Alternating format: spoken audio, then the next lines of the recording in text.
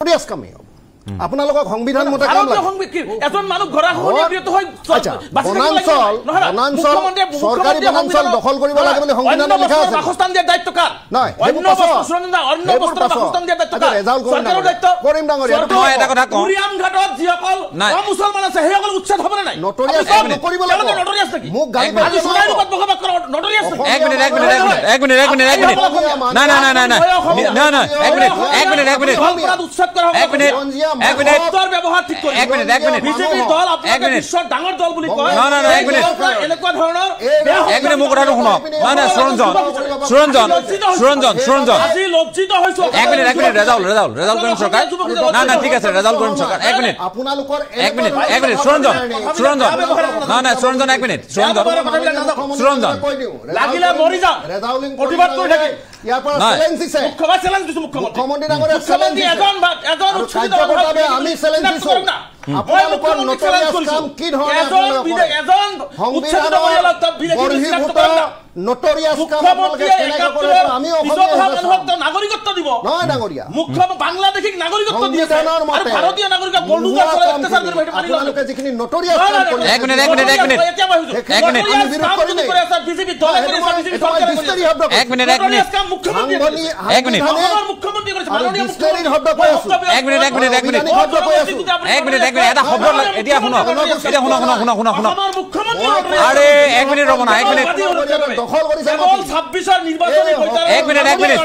মুখ্যমন্ত্ৰী হিমন্ত বিশ্ব এতিয়া হৈ গল আপুনিও ক'লে বেদখল উচ্ছেদ আৰু দিছপুৰ জয় কৰাৰ যি শৰাইঘাটৰ ৰণ এই ৰণৰ বাবে সাজু হৈছে মুখ্যমন্ত্ৰী হিমন্ত বিশ্ব শৰ্মা আৰু তিনি গগৈ তাৰে এক আলোচনাৰ ভিডিঅ' আজি মই আপোনালোকৰ মাজলৈ লৈ আনিছো তেন্তে আহক দাস পল্লম নকৰো ভিডিঅ'টো মাজলৈ আগবাঢ়ো কথা ক'বলৈ দিয়ক সিৰিয়াছ টপিক চলি আছে ইয়াতে অসমৰ 23 লাখ বিঘা মাটি কথা আপুনি পিছত ক'ব দাদা প্লিজ ক্ৰিকেটৰ কথা ইয়াত নলিয়াব আপোনাৰ ৰাজ্য দলৰ মিটিঙত পাতিব আপুনি মই ৰাজ্য দলৰ কথা নহয় আমি এইটো টিভি ষ্টুডিঅ'ৰ কথা ইয়াত বিজেপিৰ মিটিং চলি থকা নাইতো গতিকে এই যেতিয়া মানে এনেকুৱা ধৰণৰ মানে সিৰিয়াছ নহয় তেওঁলোকে তে এই মুহূৰ্তত মুখ্যমন্ত্ৰী ডাঙৰীয়া ক'ব লাগিছিলে যে মই মুখ্যমন্ত্ৰী হৈছো 6 জনগোষ্ঠীক জনজাতিকৰণ কৰিবলৈ মই মুখ্যমন্ত্ৰী হৈছো অসমৰ উন্নয়ন কৰিবলৈ মই মুখ্যমন্ত্ৰী হৈছো আপোনাৰ বিদেশী বিতৰণ কৰিবলৈ মই মুখ্যমন্ত্ৰী হৈছো আপোনাৰ কি কয় অসমক ঋণ মুক্ত কৰিবলৈ সেই কথাটো নকয় বা সেই কথা কোৱাৰ সাহস নহয় কিন্তু মুখ্যমন্ত্ৰী কেৱল কৈ আছে যে মই মুখ্যমন্ত্ৰী হৈছো মিয়াক অশান্তি দিবলৈ মিয়াক কষ্ট দিবলৈ এটো কি টাইপৰ কথা হল এটো মিয়া কোন হয় মিয়া মুখ্যমন্ত্ৰী যদি বিদেশী নাগৰিক হয় মিয়াক এইটো কথা ক'ব লাগিছিলে মিয়াক আমি বিতৰণ কৰিম মিয়াক আমি বিদেশলৈ পঠাম বাংলাদেশলৈ পঠাম এই কথাটোতো নকয় কয় যে মিয়াক কষ্ট দিম মিয়াক আমি শান্তিত থাকিবলৈ নিদিও মিয়াক কিয় শান্তিত থাকিবলৈ নিদিব মিয়া এখন দেশত কষ্ট কৰি আছে আৰু কষ্ট কৰি খাই আছে মুখ্যমন্ত্ৰী ডাঙৰীয়া শান্তিত থাকিবলৈ দিয়া বা কষ্ট নতুনকৈ আকৌ বেছিকৈ কষ্ট কৰিবলৈ দিয়া এটো মুখ্যমন্ত্ৰী কি ক'ব লগা কথা এটো মুখ্যমন্ত্ৰী ডাঙৰীয়া সংবিধানৰ শপত লৈ আপোনাৰ মুখ্যমন্ত্ৰী হৈছে তেতিয়া শপত লোৱাৰ সময়ত কৈছে যে মই যে মুখ্যমন্ত্ৰী হিচাপে শপত লৈছো আৰু কোনো জাতি বা জনগোষ্ঠীৰ লগত মই পক্ষপাতিত্বমূলক আচৰণ নকৰিম এই কথাটো লৈ কৈ শপত লৈছিল না নাই যে নহক মই কথাটো নকওঁ কাৰণ বিজেপিৰ তেওঁলোকৰ মানে সংবিধানৰ ওপৰত বিশ্বাস নাই আৰু সংবিধানক তেওঁলোকে অৱমাননা কৰে তেওঁলোকৰ গোটেই মানে ব্যৱস্থাটোৰ ওপৰত বিশ্বাস উঠি গৈছে আৰু তেওঁলোকে কেৱল নিজৰ মতে গোটেই দেশখন পৰিচালনা কৰিব বিচাৰিছে মই বিজেপি দলক আৰু মুখ্যমন্ত্ৰী ডাঙৰীয়াক এই কথাটো মই আহ্বান আৰু প্ৰত্যাহ্বান জনাব বিচাৰিছো বিজেপিৰ মুখপাত্ৰ ডাঙৰীয়াই কৈছে যে আমি বেদখলকাৰীক উচ্ছেদ কৰিছো আপোনালোকে কওকচোন বেদখলকাৰীক উচ্ছেদ কৰি পেলাই তো কোনবা নহয় কোনবা ঠাইত আকৌ সংস্থাপন কৰিছে এটো ভাল হৈছে যে উচ্ছেদ কোনবা বেদখলকাৰীক উচ্ছেদ কৰি আপোনালোকে পাৰ্মানেন্টলি আকৌ সেটেলমেন্ট এটা দিছে এইকাৰণে আপোনালোকক আমি ধন্যবাদ জনাইছো গতিকে এনেকৈ বেদখলকাৰী যিমান আছে উচ্ছেদ কৰক আৰু পাৰ্মানেন্টলি সেটেলমেন্ট দিয়ক ভাৰতীয় নাগৰিকক আমি এই কথাটো আমি ৰাজ্য দলৰ পৰা আমাৰ নীতি স্পষ্ট যে 71 চনৰ আগত অহা সকলো ধৰণৰ মানুহক সংস্থাপন দিব লাগিব ভূমি দিব লাগিব আৰু তেওঁলোকে বৈধ ভাৰতীয় নাগৰিক আৰু 71 চনৰ পিছত অহা যিবোৰ মানুহ আছে তেওঁলোকক নিয়ম মতে কানুন মতে আপোনাৰ বিতৰণ কৰিব লাগিব ৰাজদীপ দা আপুনি জানে কেদিনমান আগত আপোনাৰ কিছু মানুহ আপোনাৰ হঠাৎ এক ৰাতিৰ ভিতৰত নোমেন্স ল্যান্ডত আপোনাৰ পঠাই দিছিলে আকৌ সেই নোমেন্স ল্যান্ডৰ পৰা মানুহবোৰ ঘূৰাই আনিব লগা হল কিয় আনিব লগা হল এইখন চৰকাৰৰ নীতি আৰু মুখ্যমন্ত্ৰীৰ মানে নীতি বহিৰ্ভূত কামৰ কাৰণে সেই নোমেন্স ল্যান্ডত পঠোৱা সেই মানুহবোৰক আকৌ উভতাই আনিব লগা হল গতিকে যদি মুখ্যমন্ত্ৰী মুখ্যমন্ত্ৰী ডাঙৰীয়া যদি ইমানেই দম আছিলে বিদেশী বিতৰণ কৰাৰ আৰু সেই মানুহবোৰ যদি বিদেশী আছিলে বাংলাদেশৰ মানে অসমৰ বৰ্ডাৰ পাৰ কৰি বাংলাদেশত পঠোৱাৰ পিছত আকৌ কিয় উভতাই আনিব লগা হ'ল এই কথাবোৰ ৰাইজে বুজিবৰ সময় হ'ল আৰু এই কথাবোৰ ৰাইজে এতিয়া গতিকে এই কথাবোৰৰ কোনো প্ৰভাৱ নপৰে আপোনাৰ মতে 26 এইবোৰ কথাৰ কোনো প্ৰভাৱ নপৰে মুখ্যমন্ত্ৰী ডাঙৰীয়া মই কি ক'লো মুখ্যমন্ত্ৰী ডাঙৰীয়া একদম বাচ্চা মানুহৰ দৰে কথা কৈ আছে আৰু এই কথাবোৰ মানুহ ইতিমধ্যে বুজি পোৱা হ'ল শুনক ঠিক আছে আহি আছো এক মিনিট ঠিক আছে আকৌ আহিম মই অকণমান সময়ৰ কাৰণে চিত্ৰৰঞ্জন এক মিনিট মই এজন সময় কম মানুহ বেছি আপোনাৰ ব্ৰাহ্মমান ভোটাৰ আনি পেলাই অসমৰ ভোটাৰ তালিকাত নাম অন্তৰ্ভুক্ত কৰাই তেখেতসকলে কালি পাতিলো কিন্তু কালি পাতিলো বিতংভাৱে পাতিলো আকৌ দৰকাৰ হ'লে পাতিম আজি নহয় কাৰণে কেৱল বলে প্ৰশ্ন তেওঁলোকে কৈছিল কি নাজানো আমি কিন্তু একো বস্তু আমি কালি এই বিষয়টো পাতিছো আৰু ৰাজ্যৰ মুখ্য নিৰ্বাচনী বিষয়াগৰাকীকে আমি কালি অনুষ্ঠানৰ মাজত পোনপটীয়াকৈ বহুৱাইছো তেখেত আহিছে তেখেতে আমাৰ অনুষ্ঠানত অংশগ্ৰহণ কৰিছে তেখেতে মুকলিকৈ কৈছে এটা বিশ্বাস কৰা নকৰাটো বাকি দলসমূহৰ কথা ৰাইজৰ কথা আমাৰ প্ৰশ্নবোৰ আছে আমি সুধিছো যে কি নহওক মই চিত্ৰৰঞ্জন বসুমতাৰী মই ৰাজনীতিকসকলৰ কথাখিনি শেষ কৰি তাৰ পিছত আহিম মই ৰিজাল্ট কৰিম চৰকাৰৰ কাষলৈ মই চিত্ৰৰঞ্জন বসুমতাৰী গোটেই কথাখিনি আপোনালোকে কেনে ধৰণে লৈছে কিমান সিৰিয়াছ আপোনালোকে এই বিষয়টোক লৈ কিয় চৰ্চাত ৰাখিব খুজিছে আপোনাৰ মতে আপুনি বহিষ্কাৰ কৰা অধিকাৰ আছে যদি অবৈধ বিদেশী হয় অবৈধ বিদেশী হলে তেওঁ ইয়াতে বৈধ অবৈধ কথাটো বহিষ্কাৰ কৰা অধিকাৰ আছে নহয় অসম চুক্তি আছে নহয় এতিয়া বিজেপি এইবিলাক কথা কৈ আছে কিন্তু তেওঁলোকে 26 চনলৈকে যে বিদেশী পূজা জাপি দিয়া আইন জাপি দিছে কা আইন জাপি দিছে মানে 54 বছৰ এইটো কথাত আপোনালোক কনসেন্ট্ৰেট 54 বছৰৰ বিদেশী পূজা জাপি দিছে এতিয়া 54 বছৰৰ বিদেশী পূজা জাপি কোনে ঠিক আছে চিত্ত মই আকৌ যাম আন্দোলন কৰাৰ হয় চিত্ত ঠিক আছে আপোনাৰ যিটা প্ৰশ্ন সেইটো ঠিক আপুনি কৈছে কিন্তু চৰঞ্জন দত্তই কৈছে যে নহয় ইয়াত বৈধ অবৈধৰ কথা অহাই নাই বুলি কৈছে যিসকলে অন্যায়ভাৱে মাটি দখল কৰিছে তেওঁলোকে অশান্তিটো পাই থাকিব সেইটো খুচাব খুজিছে ঠিক আছে মই আহি আছো এটা বিৰতি লওঁ তাৰপিছত মই ৰিজাল্ট কৰিম চৰকাৰৰ কাষলৈ আহিম তাৰপিছত চৰঞ্জন দত্ত একাধিক্ৰমে গৈ থাকিম আমি আজি 7 গৰাকী লোক আছে আমি কথা পাতি আছো এটা অত্যন্ত সংবেদনশীল বিষয় এই কথাখিনিৰে কি খুচাব খোজা হৈছে মানুহৰ মাজলৈ কি বাৰ্তা দিব খোজা হৈছে বিজেপিৰ ভোটাৰসকলক কি বুজাব খোজা হৈছে এনে ধৰণৰ বহু কথা আছে আমি কথাবোৰ পাতিম এটা বিৰতিৰ পাছত পোষণ কৰে যে না ঠিক আছে তেওঁলোকে চৰকাৰী ভূমি দখল কৰিছে তেওঁলোকক যেহেতু গৰাখহনীয়া পীড়িত বা গোষ্ঠীগত সংঘৰ্ষৰ তেওঁলোকৰ চাৰ্টিফিকেট আছে তেওঁলোকৰ এটা কৰবা জায়গাত আমি সংস্থাপিত কৰি দিওঁ তেওঁলোকে জীৱনৰ মতে তেওঁলোকে এটা সংস্থাপন পাই যাব আৰু কতো কোনো জিলাত তেওঁলোকে নিজৰ জীৱন আৰু সম্পত্তিৰ নিৰাপত্তা বিচাৰি তেওঁলোকে নাযাব কাৰণ যি ভাৰতীয় নাগৰিক যি অসমৰ নাগৰিক তেওঁক আপুনি 100 বাৰ উচ্ছেদ কৰিলো তেওঁ ক'ত যাব তেওঁ ভাৰতবৰ্ষৰ চাৰিসীমাৰ মাজতে থাকিব তেওঁতো ইয়াৰ পৰা বাহিৰত গুচি নাযায় গতিকে উচ্ছেদ কৰি সেই মানুহখিনিক পৰিভ্ৰমী কৰাতকৈ প্ৰথম টাৰ্গেট চৰকাৰৰ নীতি নিৰ্ধাৰণ হ'ব লাগে যে ইমান মাটি বেদখল হৈ আছে ইমানখিনি মানুহক আমি চৰকাৰীভাৱে অমুক জিলাত সংস্থাপন কৰি দিম আৰু এই মাটিখিনি বেদখল মুক্ত কৰি দিম সত্ৰৰে হওক মছজিদৰে হওক বা ফৰেষ্টে হওক আপোনাৰ মতে এইটো ৰাজনীতি হৈছে ৰাজনৈতিক বাগধাৰা সৃষ্টি কৰিছে ৰাজনীতিৰ বাগধাৰা সৃষ্টি কৰিছে আৰু মুখ্যমন্ত্ৰী কেনেকুৱা ধৰণৰ কথা কয় চাব মুখ্যমন্ত্ৰী কি আইন মানে মুখ্যমন্ত্ৰী কি আইন বনায় নেকি মুখ্যমন্ত্ৰী ডাঙৰ কি কয় মুখ্যমন্ত্ৰী শাস্তি দিব পাৰে নেকি এজন মুখ্যমন্ত্ৰী তেওঁ সকলোৰে মুখ্যমন্ত্ৰী তেওঁ মিয়া বুলি যাক ভাবিছে তেওঁৰো মুখ্যমন্ত্ৰী তেওঁ আজি উজনি অসমৰ পৰা নামনি অসম বৰাক ব্ৰহ্মপুত্ৰ সকলো জাতি জনগোষ্ঠীৰ যি ভাষা ভাষীয়ে নকওক কিয় সকলোৰে মুখ্যমন্ত্ৰী সেইখন চকীৰ পৰা তেওঁ কেনেকৈ মানুহক শাস্তি দিব আৰু মিয়াই কি খাব মিয়াই কেনেকৈ পিন্ধিব কেনেকৈ চলিব সেইটো অভিভাৱক মুখ্যমন্ত্ৰী নহয় নহয় নেতাজন থাক গতিকে মুখ্যমন্ত্ৰী ডাঙৰে এই ধৰণৰ প্ৰপাগাণ্ডা সৃষ্টিবিলাক বন্ধ কৰক আৰু তেওঁ যদি বিচাৰিছে যে আমি সকলো উত্তেজিত হৈ যাওঁ আমি সকলোৱে এটা 26ৰ নিৰ্বাচনৰ সময়ত নামনি মধ্য উজনি এইবোৰ ভাগ কৰি দিওঁ আৰু তেতিয়াই মানুহে মানে ইস্যু বাদ দিব ডেভেলপমেন্টৰ ইস্যু বাদ দিব জুবিন গাৰ্গ ডাঙৰীয়াৰ ন্যায়ৰ কথা বাদ দিব তাৰ উপৰি আৰু বিভিন্ন ক্ষেত্ৰত বিভিন্ন কথাবিলাক বাদ দিব এইটো ইচ্ছাকৃতভাৱে এটা ইচ্ছাকৃতভাৱে এইটো বনোৱা হৈ আছে গতিকে মই মুখ্যমন্ত্ৰী ডাঙৰীয়াক চেলেঞ্জ কৰিছো মুখ্যমন্ত্ৰী ডাঙৰীয়া প্ৰথমতে অসমৰ ভূমি কিমান জনগোষ্ঠী কোন জনগোষ্ঠীৰ কেনেকৈ ক'ত দখল কৰিছে সেইটো এটা শ্বেতপত্ৰ প্ৰকাশ কৰক তাৰপিছত আলাপ আলোচনাৰ জৰিয়তে যদি চৰকাৰী ভূমি দখল কৰা আছে সেইসকলক সংস্থাপন কৰি কৰক তেনেহ'লে 100 বছৰেও এই সমস্যাখিনি নাহিব আৰু এটা কথা কৈ দিছো তুলাৰাম গগৈ ডাঙৰীয়া যিটো কথা কৈছে যে 71ৰ পিছৰ মানুহখিনিক মিয়া বুলি কৈছে নেকি মুখ্যমন্ত্ৰী উচ্ছেদ কৰাৰ পিছত মুখ্যমন্ত্ৰীয়ে সেই মানুহখিনিক এতিয়ালৈকে ভেৰিফিকেশ্যন কৰিছে নেকি যে এইখন ভাৰতীয় হয় নে ভাৰতৰ বাহিৰৰ হয় সন্দেহজনক মিয়া বুলি কেনেকৈ ক'ব মুখ্যমন্ত্ৰীয়ে মই ভাবো যে এই কথাটো কোৱাৰ আগত তেওঁ পদত্যাগ কৰা উচিত আছিল কাৰণ মুখ্যমন্ত্ৰীয়ে এজন মানুহক এনে সন্দেহজনক বুলি ক'ব নোৱাৰে নহয় তেওঁ প্ৰুভ কৰিব লাগিব মই মুখ্যমন্ত্ৰী হৈ সন্দেহজনক মই মিয়াক উচ্ছেদ কৰিলো সন্দেহজনক মিয়াক যদি উচ্ছেদ কৰিছে বাংলাদেশ কিয় প্ৰেৰণ কৰা হোৱা নাই ঠিক আছে বা বাহিৰত কিয় প্ৰেৰণ কৰিব পৰা নাই এই প্ৰশ্নখিনি মুখ্যমন্ত্ৰী দিব লাগিব মই এটা বিৰতি এই অত্যাচাৰবিলাক বন্ধ হ'ব লাগে মুখ্যমন্ত্ৰীৰ আৰু এইটো একদম সম্পূৰ্ণ কেৱল মাত্ৰ ধৰ্মীয় সংখ্যালঘুক টাৰ্গেট কৰি মানে তেওঁ আচলতে ৰাজনৈতিকভাৱে অসমত এটা অস্থিৰ বাতাবৰণ সৃষ্টি কৰিব বিচাৰিছে 71 মই আজি কৈছো তুলাৰাম গগৈ ডাঙৰীয়াক কৈছো 71ৰ পিছত কোনো মুছলমান বাংলাদেশী যদি আছে মুখ্যমন্ত্ৰী দেখুৱাই দিয়ক মুখ্যমন্ত্ৰী উলিয়াব নালাগে আমি উলিয়াই দিম কিন্তু ভাৰতীয় নাগৰিকৰ অত্যাচাৰটো আমি সহ্য তাতে কোনো ভেদভাৱ নাই এতিয়াও নাই আমি সেই সময়তে শংকৰ আজান বুলি আমি মানি লওঁ মই ব্যক্তিগতভাৱে শংকৰ মাধৱ বুলি মানো সেইটো মোৰ ব্যক্তিগত কথা এতিয়া শংকৰ আজান বুলি অসমত মনাৰ পাছত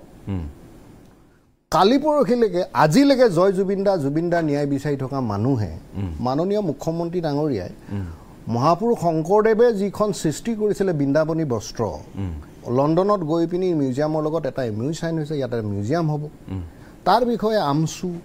জয় জুবিনদা চিঞৰা যিসকলক আমি মিয়া বুলি কৈ আছোঁ তেখেতলোকে এটা ফেচবুক পোষ্ট দিয়া দেখিলে নে আপোনালোকে বৃন্দাবনী বস্ত্ৰৰ এগেইনষ্টত তাৰ পাছত মানে বৃন্দাবনী বস্ত্ৰৰ সমৰ্থনত তাৰ পাছত আপুনি বিলিভ কৰিব অসমীয়া সমাজ জীৱনৰ যিবিলাক কালচাৰেল আমাৰ যিবিলাক ইথোছ এইবিলাকত এই সকল লোকে আমাক তেওঁলোকে আমাৰ এইখিনি বস্তু আগ্ৰহেৰে আকোৱালি ল'ব তেওঁলোকক লাগে মিয়া মিউজিয়াম কংগ্ৰেছৰ এই যি আছিলে বিধায়ক শৰ্মা নানী ডাঙৰীয়াটো মিয়া মিউজিয়াম লাগে আমি বৃন্দাবনী বস্ত্ৰৰ কাৰণে মিউজিয়াম বিচাৰিছোঁ শৰ্মা নালীয়ে আজিলৈকে এটা পোষ্ট দিয়া নাই এষাৰ কথা লিখা নাই বৃন্দাবনী বস্ত্ৰৰ বিষয়ে কিন্তু তেওঁলোকক শংকৰ আজান লাগে অসমত তো আমি এই শংকৰ আজানটো বেয়া পাই যে শংকৰ মাধৱ মানিবলৈ মনেৰে ললো এইবোৰ এটা সৰু সৰু কাৰণ আৰু আজি আমি পাতি আছোঁ বংগমূলীয় মুছলমান বংগমূলীয় বাদ দিয়ক অসমৰ চৰকাৰী ভূমি বনাঞ্চল জলাশয় যিবিলাক লোকে দখল কৰি আছে এই নটৰিয়াছ মানুহখিনি কথা পাতি আছোঁ আজি ৰেজাউল কৰিম ডাঙৰীয়াৰ ঘৰ উচ্ছেদ হৈছে নেকি নাই হোৱা ন কৰিমুদ্দিন বৰবৰীয়াৰ ঘৰ ঠিক আছে মই সেইটো কোৱা নাই শুনি লওক ঠিক আছে গম পাইছোঁ তেওঁলোকৰ ভাত কাঢ়ি লোৱা হৈছে স্কুল কাঢ়ি লোৱা হৈছে তেওঁলোকৰ সৰ্বোচ্চ কাঢ়ি লোৱা হৈছে তেওঁলোকে ভাৰতীয় কামবোৰ বেয়া কাম কৰিলেতো কৰিব লাগিব আজি যদি আপুনি নহয় কামটো নটৰিয়াছ কৰিলেতো নটৰিয়াছ বুলি ক'ব নটৰিয়াছ মই আপোনাক কোৱা নাই না আমি অনলাইন অসমৰ মানুহ বিজ্ঞ মুখপাত্ৰ হৈ যদি আপুনি এটা জনগোষ্ঠীৰ ভাৰতীয় নাগৰিক যদি মানুহখিনি বিদেশী হয় মুখ্যমন্ত্ৰী এসপ্তাহৰ ভিতৰত এটা শব্দ উঠাব লাগিব ভাৰতীয় নটৰিয়া শব্দ ক'ব নোৱাৰে নটৰিয়া শব্দ ক'ব নোৱাৰে আপুনি ক'ব নোৱাৰে নেকি আপুনি ক'ব পাৰে আপুনি ক'ব পাৰে বেদখলকাৰী আপুনি কৰা অবৈধভাৱে আপুনি শুনি লওক খবৰ কওক শুনি লওক হয় বেদখল কিয় বেদখল মোৰ কথাটো শুনি লওক ভাৰতীয় সংবিধানৰ গণ্ডিত নোহোৱা যি কাম কৰিব এইটো নটৰিয়াছ কামেই হ'ব আপোনালোকক সংবিধান মতে কাম লাগে এজন মানুহ ঘৰা হনিয়ত হয় বনাঞ্চল চৰকাৰী বনাঞ্চল দখল কৰিব লাগে বুলি সংবিধানত লিখা আছে বাসস্থান দিয়াৰ দায়িত্ব কাৰ নহয় অন্য বস্ত্ৰৰ বাসস্থান দিয়াৰ দায়িত্ব কাৰ চৰকাৰৰ দায়িত্ব কৰিম ডাঙৰীয়া চৰকাৰে উচ্ছেদ কৰিছে অন্য বস্ত্ৰৰ বাসস্থান দিব ভাৰতীয় নাগৰিক নটৰিয়াছ কাম কৰিলে নটৰিয়াছ বুলি নহয় নহয় আপুনি নটৰিয়াছ কাম কৰিলে আপুনি বিজেপিৰ পৰা আমি এইটোৱে আশা কৰিম নটৰিয়াছ কাম কৰিলে নটৰিয়াছ বুলি আশা কৰিম বিজেপি দলৰ পৰা মানুহ বুলি গণ্য নকৰে আৰে কেনেকা মানুহ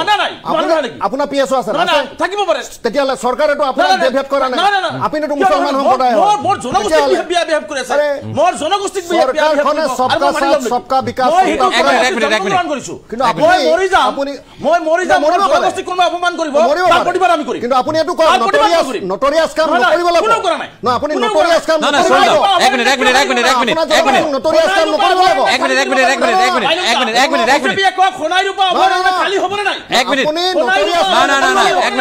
মোক অনুষ্ঠানটো পৰিচালনা কৰিবলৈ দিয়ক মই এটা কথা কওঁ ঘাটত যিসকল মুছলমান আছে সেইসকল উচ্ছেদ হ'ব নাই নটৰিয়াছ কাম নকৰিব লাগিব মোক গালি পাৰি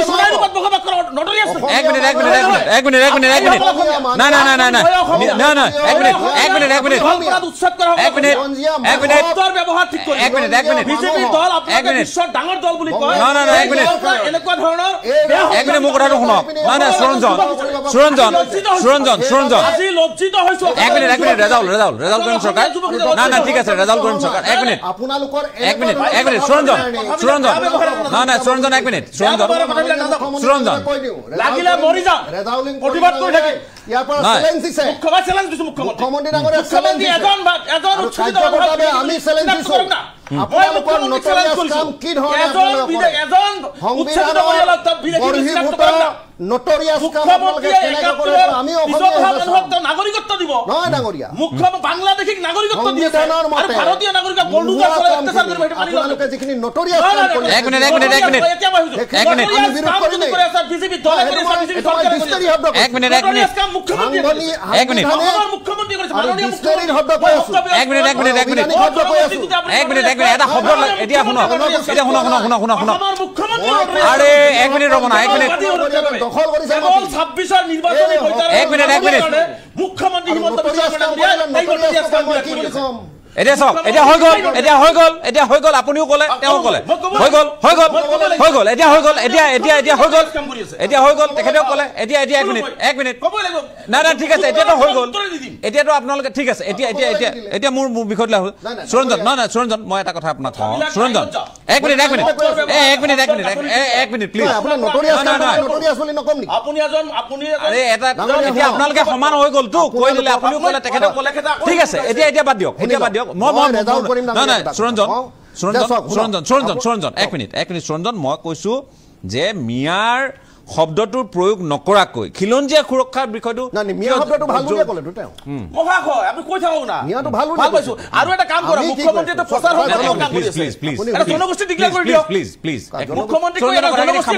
আপুনি সামৰক আপোনাৰ কথাখিনি কওক সামৰক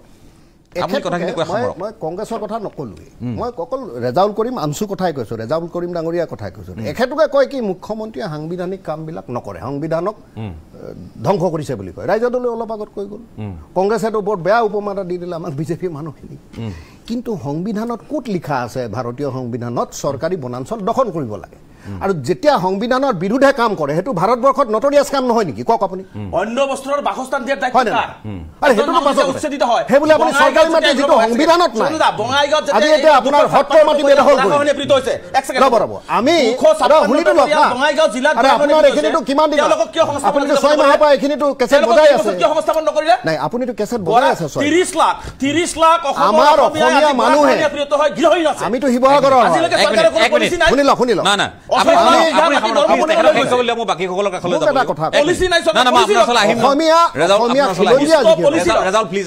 অসমীয়া খিলঞ্জীয়া মানুহে এটা মোক অসমত দেখাই দিয়ক মছজিদৰ মাটি সীমা ঠেলিছে কিন্তু আমাৰ সত্ৰবিলাক যে দখল কৰি চেছ কৰি দিলে এইটো নটৰিয়াছ কাম হয় নে নহয় মইতো বাৰে বাৰে কৈ আছো যে সত্ৰ দখল সেইকাৰণে মই শংকৰ মাধৱ কৰক না মই শংকৰ আজানৰ বিলিফটো মোৰ পৰা ওলাই গৈছে আপোনাৰ ওচৰলৈ আহিম শংকৰ আজানৰ বিলিফ আমাৰ মূৰৰ পৰা ওলাই গৈছে এইকাৰণেই যে আমি যদি মছজিদৰ মাটি দখল নকৰোঁ আমাৰ সত্ৰ মাটি মিয়াই কিয় দখল কৰিব আৰু খিলঞ্জীয়া মুছলমানেতো কৰা নাই নহয় অসমত আপুনি চাওক আপুনি বটদ্ৰৱাত যিখিনি কাম হৈ আছে কেইজন খিলঞ্জীয়া মুছলমানে বটদ্ৰৱা সত্ৰ মাটি দখল কৰিছে নাই কৰা যিখিনি খিলঞ্জীয়া মুছলমান চব মৈমনসিঙীয়া মিয়া আৰু এইটো কথা ক'লে ৰেজাউল কৰিম সেইটো গাত সত্ৰৰ মাটি ক'ত দখল হৈছে আমাক কওক না ঠিক আছে মই সমীৰ শৰ্মা মই আপোনালোকক কওঁ সংবিধানৰ মতে যিখিনি কাম কৰিব নালাগে সংবিধানৰ মতে যিখিনি কাম কৰিব নালাগে আপোনালোকে সংবিধান বিজেপিয়ে ধ্বংস কৰিছো বুলি কৈ থাকে এতিয়া যিবিলাক কাম হৈছে চব সাংবিধানিক মতে ধৰ্মীয় অনুষ্ঠানৰ মাটি দখল কৰিব নালাগে বুলি লিখা আছে যিকোনো ধৰ্মৰ মানুহে সংবিধানত লিখা আছে চৰকাৰী বনাঞ্চল চৰকাৰী ভূমি আৰু চৰকাৰী যিবিলাক অভয়াৰণ্য আছে জলাশয় আছে এইবিলাক দখল কৰিব নালাগে আৰু যোনে দখল কৰিব যায় এইবিলাক নটৰিয়াছ কামটো কৰিব নালাগে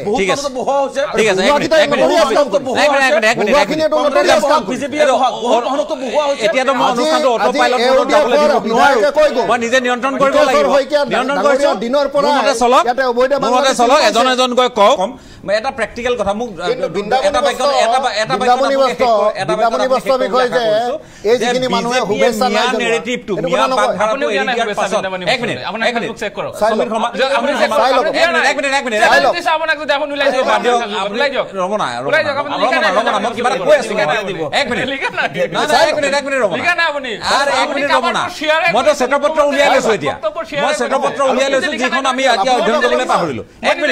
এক মিনিট মই সেইটোলৈ নাযাওঁ বাৰু এক মিনিট সাদ্দাম এক মিনিট ভেলকিবাজি কৰিলা নিজে বৃন্দাবনী বছৰৰ ওপৰত লিখা নাই ইয়াত গোটেই দোক মানে জুবিনৰ ওপৰত মানে কিবা ক'লে মিয়াৰ দোক বৃন্দাবনী বছৰৰ কথা আহিলে মিয়াৰ দোক আপুনি নিজেই বৃন্দাবনী বছৰৰ সাদ্দাম এজনক কওক মই কিবা এটা কৈ আছো বৃন্দাবনী বছৰ মই এই কথাবোৰ বেয়া পাওঁ মই যেতিয়া কৈ আছো অকণমান সময় আপোনালোকে ৰৈ দিয়ক অনুগ্ৰহ কৰি ৰৈ দিব মই ক'ব খুজিছো এতিয়া মই তেখেতক কি সুধিবলৈ গৈ আছিলো মই কৈছো যে ভাৰতীয় জনতা পাৰ্টীয়ে মিয়া বাগধাৰাটো এৰি দিয়াৰ পাছত আপোনালোকৰ কাৰণে এই যিবোৰ কৰাপশ্যনৰ পৰা আৰম্ভ কৰি যিবোৰ অভিযোগ আনিছে সম্বিত শৰ্মা খুব চমুকৈ বিচাৰিছো সেই নেৰেটিভটো আপোনালোকে লৈ যাবলৈ কঠিন হ'ব নেকি নহয় চাওক এতিয়া কঠিন কেতিয়াও নহয় এতিয়া প্ৰথম কথা হ'ল ইয়াত কঠিন হ'ব গৈ পেলাই AIUDFৰ সেইকাৰণে তেওঁলোকে বৰ সৰব হৈছে এতিয়া কংগ্ৰেছৰ বিপক্ষে আজি কিছুদিনৰ পৰা মই মন কৰিছোঁ মই ইয়াৰ আগতে এটা টকশ্বত তেখেতক পাইছোঁ এতিয়া ঘটনাটো হৈছে যে মই কিয় কৈছোঁ কঠিন নহয় আমি এইখন দেশ কংগ্ৰেছে এইখন দেশৰ সংবিধানৰ পৰা লৈ পেলাই এইখন দেশ চলোৱা গোটেই প্ৰক্ৰিয়াটো লৈ পেলাই এইখন দেশত যথেষ্ট কাম কাজ কৰিছে আৰু আমাৰ কাৰণে সকলো সমান আমিতো কেতিয়াও ধৰ্মৰ নামত ৰাজনীতি কৰা নাই আমি কেতিয়াও জাতি জনগোষ্ঠীৰ নামত ৰাজনীতি কৰা নাই আমিতো সদায় সংবিধানখন সন্মুখত লৈ পেলাই কৰিছোঁ আমি কাৰোবাৰ ওচৰলৈ যাবলৈ সেইটো আমাৰ খিলঞ্জীয়াই হওক বা সেই আমাৰ কি কয় মুছলমান হওক ওচৰলৈ যাবলৈ আমাৰ আজিলৈ অসুবিধা কোনো অসুবিধা নাই ঠিক আছে মই এটা বিৰতি লৈ লওঁ কংগ্ৰেছৰ মুখপাত্ৰ ডাঙৰীয়া যেতিয়া কৈছে যে আমি কংগ্ৰেছৰ বিৰোধ কৰি আছোঁ আমি কংগ্ৰেছৰ বিৰোধ কৰা নাই সঁচা কথাখিনি কৈ আছোঁ তেওঁ কৈছে যে অন্ন বস্ত্ৰ বাসস্থানৰ দায়িত্ব চৰকাৰৰ ময়ো কৈছোঁ এইটো দায়িত্ব কিন্তু তাৰ পৰা কি কংগ্ৰেছ গভৰ্ণমেণ্টখন এক্সামটেড আছিল নেকি নহয় আপোনালোকে যে লাষ্ট এই সিদিনা 15 বছৰ আছিল গভৰ্ণমেণ্ট ইয়াৰ আগত আছিলে আজিলৈকে বিজেপিৰ এজিপিৰ কোনো এখন চৰকাৰকে ৰেহাই দিব নোৱাৰে যিসকলে এজিপিৰ দুই টাৰ্ম বিজেপিৰ পৰা আশাও নকৰোঁ তেওঁলোকৰ লগত আমাৰ কথাও নাই বুটো দিয়া নাই কিন্তু যিসকলক মন্ত্ৰী পাতিছিল তথাকথিত মিয়া বুলি যিবিলাক আজি কৈ আছে সেই মানুহখিনিৰ পৰা প্ৰতিখন মিনিষ্ট্ৰীত 5 জন 6 জন 4 জন 3 জন মিনিষ্টাৰ আছিলে তেওঁলোকৰ একদম সেই গোষ্ঠীৰ পৰাই যিসকলক টাৰ্গেট কৰি আছে তেওঁলোকৰ পৰা যি মন্ত্ৰীসকল কেবিনেট মিনিষ্টাৰ তেওঁলোকৰ দায়িত্বটো আছিল তেওঁলোকৰ দায়িত্ব আছিল না হিমন্ত বিশ্ব শৰ্মাৰ দায়িত্ব তেওঁলোকক ৰেজাউল কৰিম চাহাবে ঠিকই কৈছে আজি ষ্টুডিঅ'ত বহি গাত লগা কথা শুনিব লগা হৈ আছে নটৰিয়াছ এতিয়া ৰাইজে চাই আছে ৰাইজে কাক নটৰিয়াছ ক'ব সেই জনগোষ্ঠীৰ জনপ্ৰতিনিধি কেবিনেট মিনিষ্টাৰসকলক নটৰিয়াছ ক'ব না কাক ক'ব আজি ৰাইজে সিদ্ধান্ত ল'ব লাগিব কোন নটৰিয়াছ হয় কাৰ কাৰণে এইবিলাক কথা শুনিব লগা হৈ আছে কাৰ কাৰণে এইবিলাক অশান্তি পাব লগা হৈ আছে কাৰ কাৰণে আজি আৰু ইণ্ডিয়াৰ ভিতৰত এখন ষ্টেট যিখনত 30% এবাৰ মুছলিম পপুলেশ্যন তাত এখন হজ ভৱনলৈকে নাই আপোনালোকে এইটো জানে নেকি 5% 7% 10% মুছলিম থকা ষ্টেটতো হজ ভৱন আছে কিন্তু আচৰিত কথা 5 জন 6 জন 7 জন কেবিনেট মিনিষ্টাৰ থাকে সেইসকলক কি হ'ব ৰাইজে হজ ভৱন পৰ্যন্ত এখন নাই বাদ দিয়ক বাকী কথা মাটিৰ পাট্টা 2 কটাকে মাটিৰ পাট্টা দিব পৰা নাই ক'ত দিছে তেওঁ কৈ দিলে কংগ্ৰেছে দিছে তেতিয়াহ'লে উচ্ছেদ কাক কৰি আছে বলক কোনোবা মানুহক যদি পাট্টা দিছে আৰু সেই মানুহজনক যদি উচ্ছেদ কৰিছে আমি কোৰ্টত সদায় গৈ আছোঁ আমিতো সুপ্ৰিম কোৰ্টত আজিৰ NRCৰ পৰা আগৰ পৰা আমিতো কোৰ্টৰ জৰিয়তে আমি চলি আছোঁ কি কৰিব উপায় নাই মৌলানা আজমল চাহাবে কি কৰি আছে যোৱা 20 বছৰৰ পৰা সেইখন কামিত কৰি আছে সুপ্ৰিম কোৰ্টত গৈ আছে আৰু এটা অৰ্ডাৰ আনি আছে আমছো গৈ আছে কি কৰিব কোনে কাৰ কথা আজি ৰেজাউল কৰিম ইহঁতে কি কৰি আছে ইয়াৰ পৰা ৰাইজৰ পৰা বিগ মাগি গৈ সুপ্ৰিম কোৰ্টত কেছ লৰি আছে কাৰ ভুলৰ কাৰণে কংগ্ৰেছৰ ভুলৰ কাৰণে এই মন্ত্ৰীকেইটাৰ কাৰণে নটৰিয়াছ যদি ক'ব লগা হয় মানে সংখ্যালঘু সমাজখনৰ পৰা আহি তেওঁলোকৰ উত্তৰ নকৰে এই মানুহখিনিৰ পৰা আহি মন্ত্ৰী হয় লাইন পাতি হোটেল পাতে লাইন পাতি গুৱাহাটীত বিল্ডিং বনায় ডাঙৰ গাড়ী ডাঙৰ বাড়ীৰ বাহিৰত কি কৰিছে আৰু ঠিক আছে ধন্যবাদ মই তুলান গগৈ আপোনাৰ কাষলৈ আহিছোঁ যথেষ্ট উস্মাৰে কথাখিনি কৈছে কৰিমুদ্দিন বৰভূঞাই এই কথাখিনিও একেবাৰে অসত্য কথা নহয় যে এই লোকসকল আজিৰ তাৰিখত যদি যিসকল ভাৰতীয় নাগৰিক মই ভাৰতীয় নাগৰিকৰ বিৰুদ্ধে যোৱাটো ভাল কথা নহয় যিসকল ভাৰতীয় নাগৰিক সেইসকলৰ কথা কৈছোঁ আপুনিও সেই কথাই কৈছে যে ভাৰতীয় নাগৰিকসকল সৰ্বতো প্ৰকাৰে সুৰক্ষিত হ'ব লাগে কিন্তু আইন ভংগ কৰিব নালাগে এই কথাখিনি ঠিক সংবিধানৰ নীতি নিয়ম মানি চলিব লাগে যিসকল প্ৰকৃত ভাৰতীয় নাগৰিক এতিয়া কথাটো হ'ল যে সংখ্যালঘু বহু ভাৰতীয় নাগৰিকে মাটি নাপালে বহুতে তেওঁলোকৰ আজি খহনীয়াৰ কবলত পৰি ওৰ পৰা তলৈ ঘূৰি ফুৰিবলগীয়া হ'ল এই অৱস্থাটো হ'ল একেধৰণে আজি তেওঁলোকে তাৰ পাছত অ'ত ত'ত মাটি দখল কৰিবলৈ ধৰিলে আৰু নীতি বহিৰ্ভূতভাৱে আজি উচ্ছেদৰ সন্মুখীন হ'বলগীয়া হৈছে আৰু মুখ্যমন্ত্ৰীয়ে তাৰ পাছত দেখিছে কিছুমান কথা সমালোচনা হৈছে আমচু সমালোচনা কৰিছে সংখ্যালঘু দল সংগঠনে কৰিছে নিৰ্যাতিত হোৱা বুলি নিজকে দাবী কৰা যিসকল লোক আছে তেওঁলোকেও কৰিছে গতিকে মুখ্যমন্ত্ৰীয়ে কৈছে যিমান আৰু কথা ক'ব সিমান হ'ব অশান্তি পাবই গতিকে মই আপোনাৰ কাষলৈ আহিছোঁ কথাখিনিৰে আগন্তুক সময়ৰ নিৰ্বাচনৰ গোটেই গতিবিধিটো কেনেকৈ নিৰ্ণয় কৰিব বুলি আপুনি ভাবে সেইটো চাওক এতিয়া সেইটো ক'ব পৰা কথা নহয় নিৰ্বাচনৰ গতিবিধি আচলতে সেই নিৰ্দিষ্ট শাসনত থকা চৰকাৰখনে ঠিক আছে আমি 1 ছেকেণ্ডৰ কাৰণে যদি মানি লওঁ কোনোবা এজন মন্ত্ৰীয়ে কোৱা কোনোবা এজন ৰাজনৈতিক দলৰ নেতাই কোৱা কথা এটা কোনোবা হয়তো এক শ্ৰেণীৰ মানুহৰ গাত লাগিব পাৰে কিন্তু এইটো নহয় যে নিৰ্বাচনত তাৰ সামগ্ৰিক প্ৰভাৱ পৰিব কাৰণ এইখন চৰকাৰে বহুত কাম কৰিছে নহয় ডেভেলপমেণ্টৰ কাম কৰিছে আজি অত্যন্ত দুখীয়া গাঁৱত বহুত ভিতৰুৱা অঞ্চলৰ অত্যন্ত দুখীয়া মেধাৱী ছাত্ৰ 1 পইচাও নিদিয়াকৈ চাকৰি বাকৰি পাইছে এনে বহু কাম আছে ৰাইজে মাটিৰ পট্টা পাইছে ৰাইজে নিৰাপত্তা পাইছে ফুড সিকিউৰিটি পাইছে বহুত কথা আছে এইবিলাক গতিকে এতিয়া মই আহো আচলতে যিবিলাক বৈধ ভাৰতীয় নাগৰিকসকলক আমি অসম গণ পৰিষদ দলে কোনোদিন তুচ্ছ তাচ্ছিল্য বা আক্ৰমণ আমি কৰা নাই আৰু নকৰো যেহেতু আমি ধৰ্ম নিৰপেক্ষ দল অসম আন্দোলনৰ পটভূমিত আমি জন্ম হোৱা দল সেইকাৰণে আমি কওঁ আমি বিভিন্ন জাতি জনজাতি জনগোষ্ঠী ধৰ্মাৱলম্বীৰে গঢ়া এই বৃহত্তৰ অসমীয়া জাতিটো জীয়াই থাকিব কাৰণে আমি চৰকাৰখনে খুব সঠিকভাৱে কাম কৰিব লাগিব আৰু এই সঠিক দিশটো ক'ত আছে সেই সঠিক দিশটো আছে অসম চুক্তি ৰূপায়ণৰ ক্ষেত্ৰত আমি অসম চুক্তি 1971 চনৰ 25 হয় 1971 চনৰ 24 মাৰ্চৰ পিছত অহা অবৈধ বিদেশী নাগৰিকসকলক বহিষ্কাৰ কৰি আমি অসমৰ বিভিন্ন জাতি জনজাতিয়ে গঢ়া এই বৃহত্তৰ অসমীয়া জাতিটোক আমি সংৰক্ষণ কৰিব পাৰো চিৰদিনৰ কাৰণে আমি নিৰাপত্তা দিব পাৰো গতিকে সকলোৱে আমি সেই কথাটোত মনোনিৱেশ কৰা উচিত মই পুনৰ কওঁ আমি অসম গণ পৰিষদ দল সদায় আমি ধৰ্ম নিৰপেক্ষতাক বিশ্বাস কৰোঁ আমি কোনো জাতি জনগোষ্ঠীক আমি টাৰ্গেট কৰি মনত আঘাত দি আমি কথা বতৰা কোৱাটো আমি কামনা নকৰোঁ ঠিক আছে সাদ্দাম মই আপোনাৰ কাষলৈ আহিছোঁ সাদ্দাম নহয় চাওক বিজেপি আৰু 2 মিনিট বেছি নলব দাদা মোক অলপ 1 মিনিট না 2 মিনিটে দিছো 2 মিনিট কৈ মই তিনজন বিজেপিৰ দল আৰু মুখ্যমন্ত্ৰী ডাঙৰীয়াই মিয়াটোক কেৱল নিশানা বনাই পেলাই তেওঁলোকৰ টাৰ্গেটটো হ'ল গোটেই মুছলমানখিনি মুখ্যমন্ত্ৰী ডাঙৰীয়া তথা বিজেপি চৰকাৰে আপোনাৰ কেইদিনমান আগত গৰিয়া মৰিয়া দেখি জোলহা মাইমালসকলক আপোনাৰ হেৰি কৰিলে কি কয় খিলঞ্জীয়া বুলি ঘোষণা কৰিলে আকৌ যেতিয়া মুখ্যমন্ত্ৰী ডাঙৰীয়া এই যে আপোনাৰ পাৰ্চেণ্টেজৰ ৰাজনীতিৰ কথা আহে তেতিয়া 35 আৰু 65ৰ কথাটো লৈ আহে যে 35ত আপোনাৰ গৰিয়া মৰিয়া দেখি জোলহা মুছলমানসকল অন্তৰ্ভুক্ত হৈ আছে না নাই নিশ্চিতভাৱে হৈ আছে কাৰণ মিয়া 30% নহয় অসমৰ গোটেই মুছলমান হ'ল 30% আৰু এই 30%ৰ পৰা যদি আপুনি মিয়া ওলাব বিচাৰে খুব বেছি আপোনাৰ 20ৰ পৰা 25% মিয়া হ'ব কিন্তু মুখ্যমন্ত্ৰী ডাঙৰীয়া আৰু বিজেপিৰ টাৰ্গেট হ'ল 30% মুছলমানক গতিকে অসমত মুছলমান হয় 40% ঠিক আছে আপোনালোকৰ মতে 40% ক'ত 30% মিয়া আপোনাৰ যদি অসমৰ মানে কি কয় ডেমোগ্ৰাফি সম্পৰ্কে যদি জ্ঞান নাথাকে এইবোৰ কথা ক'ব নালাগে 22টা সিট আপোনালোকৰ ডেমোগ্ৰাফি সম্পৰ্কে 22টা সিট আপোনালোকৰ যদি ডেমোগ্ৰাফি সম্পৰ্কে জ্ঞান নাথাকে এটা কথা ক'ব নালাগে এলাও তুমি সফল ক'বলৈ দিয়ক আপোনালোকে কিমান সময় ক'লে মই কৈছো যে এইবোৰ মানে ভুৱা কথা ক'ব নালাগে যে 30% ক'ত মিয়া হ'ব আপোনাৰ টোটেল আপোনাৰ 35% মুছলমান তাৰ ভিতৰত গৰিয়াবিলাকে কৈ থাকে যে আমি 40 লাখ মানে গৰিয়াবিলাকে 40 লাখ আপোনাৰ দেশীবিলাকে আপোনাৰ 15 লাখ আপোনাৰ কৰিমউদ্দিন বৰবৰা ডাঙৰীয়াত আছে তেখেতসকলে তো মিয়া নহয় তেখেতসকলে আপোনাৰ চেলেৰি মুছলমান গতিকে এই ভাগ কৰিলে আপোনাৰ মিয়া মুছলমান মই কৈছো একদম মানে এইটোৱে হ'ল মানে গ্ৰাউণ্ড ৰিয়েলিটি এইটো যে আপোনাৰ 25% নহ'ব আপোনাৰ মিয়া মানুহ কিন্তু বিজেপিৰ টাৰ্গেটটো হ'ল আপোনাৰ 35% মুছলমানকহে গতিকে এই কথাবোৰ মানুহে বুজি পাব লগা বুজিবলৈ সময় হ'ল আৰু এটা দাদা মানে আপোনাৰ এই যে গোটেই বেদখল কৰা আকৌ উচ্ছেদৰ যদি মানে what is the ground reality এই কথাটো আমি জানিব লাগিব আপোনাৰ এইটো আপোনাৰ কংগ্ৰেছলৈ বিজেপিয়ে ঠিলি আছে বিজেপিয়ে কংগ্ৰেছলৈ ঠিলি আছিল সঁচা কথাটো হ'ল যে আপোনাৰ 1951 পৰা 2020 চনলৈকে আপোনাৰ অলমষ্ট 40 লাখ মানুহ আপোনাৰ ইণ্টাৰনেলি ডিছপ্লেচ হৈছে আপোনাৰ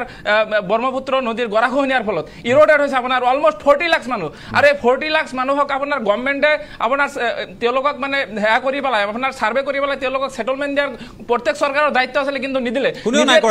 কোনেও কৰা নাই তাৰ ফলত কি হ'ল তেওঁলোকে মানুহবোৰৰ যাৰ য'ত যেনেকৈ ইচ্ছে আপোনাৰ চৰকাৰী মাটিত বহিবলৈ আৰম্ভ কৰিলে এই কথাটো আমি স্বীকাৰ কৰিছোঁ এইখন ষ্টুডিঅ'ত বহি চৰকাৰী মাটিত বহিলে আৰু চৰকাৰী মাটিত বহাৰ পিছত মানুহবোৰেতো আৰু নদী চাপ দি পেলাই মৰিবলৈতো আৰু নাযায় ন, কোনোবাইতো প্ৰস্তুত নহয়, যাৰ কাৰণে চৰকাৰী মাটিত বহিছে। কিন্তু চৰকাৰী মাটিত বহাৰ পিছত চৰকাৰৰ দায়িত্ব আছিলে সেই মানুহখিনিক সংস্থাপন দিয়াৰ, মাটিৰ পট্টা দিয়াৰ, কিন্তু নিদি পেলাই আৰু কি কৰি আছে আজি সুৰঞ্জন দত্ত ডাঙৰীয়া দখলটো বেলেগ, তাৰ লগে লগে এনেকুৱা কামোতো দুই একে কৰিছে, যাৰ কাৰণে আজি বদনামটো যে হৈছে, কোনোবাই যে কয় ব্ৰহ্মপুত্ৰৰ কাটি উটুৱাই দিম খিলঞ্জীয়া মানুহক, এই কথাবোৰ এইবোৰেও মানুহৰ মনত সংশয় উৎপন্ন কৰে। ধন্যবাদ জনাইছো, ধন্যবাদ জনাইছো।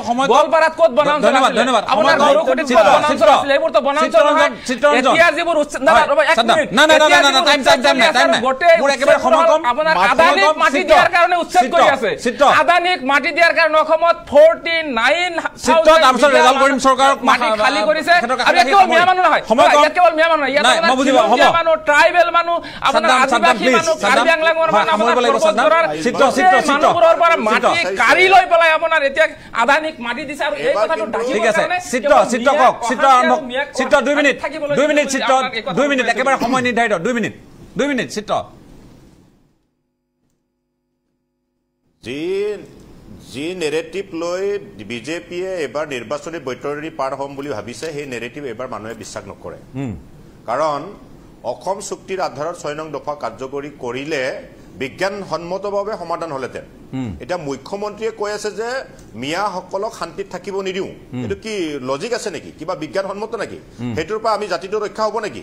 তেওঁ যদি তেওঁলোকক বহিষ্কাৰ কৰিব নোৱাৰে, তেওঁলোকক বিতৰণ নকৰে, তেওঁলোকক চিনাক্তকৰণ নকৰে, তেতিয়াহ'লেতো কোনো সমস্যা সমাধান নহয়। তাৰ লগে লগে অসম চুক্তিৰ আধাৰত যিটো 6 নম্বৰ দফা, সেই দফাটো কাৰ্যকৰী কৰিবলৈ কাৰণে বিপ্লৱ শৰ্মাৰ যিটো প্ৰতিবেদন, সেই প্ৰতিবেদনটো ক'ত?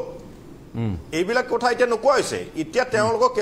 কাইলৈ পুনৰ বৈঠক আছে, পৰ্যালোচনা আছে, সদৌ ছাত্ৰ সন্থাৰ সৈতে কাইলৈ এই বিষয়টোতো পৰ্যালোচনা আছে। চাব, মই কৈ আছো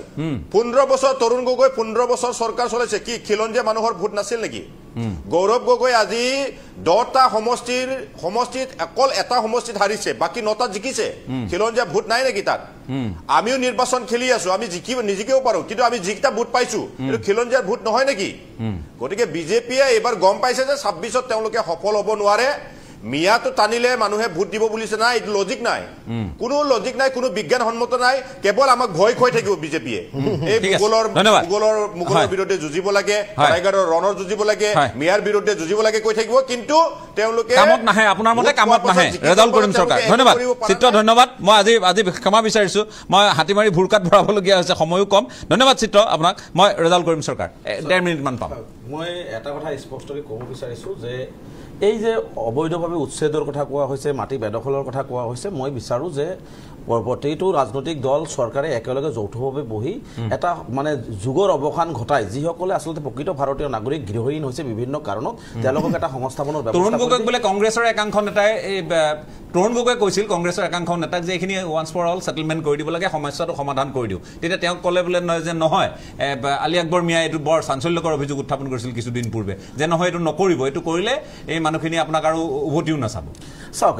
মানে এতিয়া কোনে কি কৈছে এইটো কথা নাই, এটা কথাই স্পষ্ট, মই এটা কথা স্পষ্টকৈ কৈছোঁ যে 3টা ৰাজনৈতিক দল ইয়াত মুখ্যমভাৱে আছে। বিজেপি সন্মুখৰ পৰা মাৰি আছে, আৰু আমাৰ কংগ্ৰেছে পিছপিনৰ পৰা মাৰে, আৰু ইউডিএফে ব্লেকমেইলিঙেই চলে। গতিকে এইটো সংখ্যালঘু ৰাইজৰ মাজত, মই এইটো বেয়া পাই লাভ নাই, এটা অপ্ৰিয় হ'লে সত্য কথা।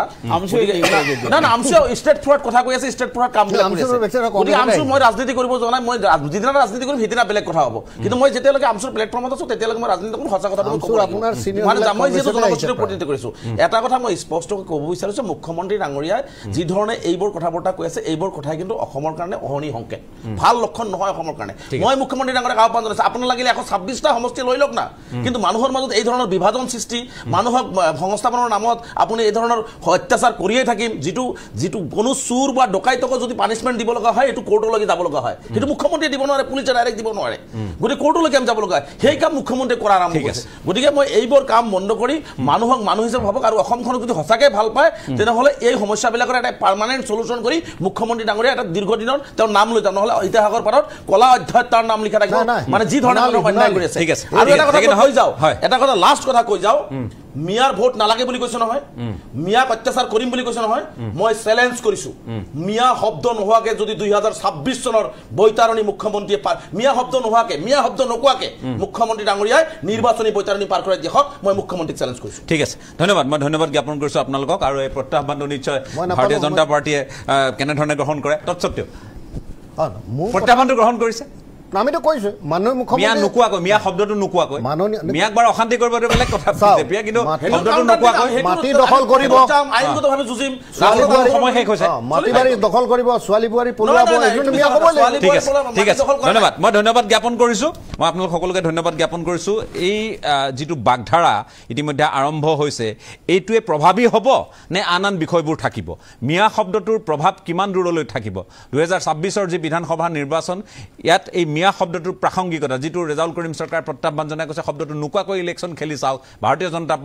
জনতা পাৰ্টিয়ে সেই প্ৰত্যাহ্বানটো গ্ৰহণ কৰিব নে মিয়া শব্দ ভিডিঅ'টো এইখিনি আছিল এইখিনিকে মই আপোনালোকৰ মাজলৈ আগবঢ়ালো ভিডিঅ'টো চাই যদি ভাল লাগিলে চেনেলটো সাবস্ক্ৰাইব কৰি ৰাখিব আগলৈ এনেকুৱা ধৰণৰ ভিডিঅ'সমূহ চাবৰ বাবে আজি এই ভিডিঅ'টো ইয়াতে সামৰণি মাৰিছো আজিলৈ বাই বাই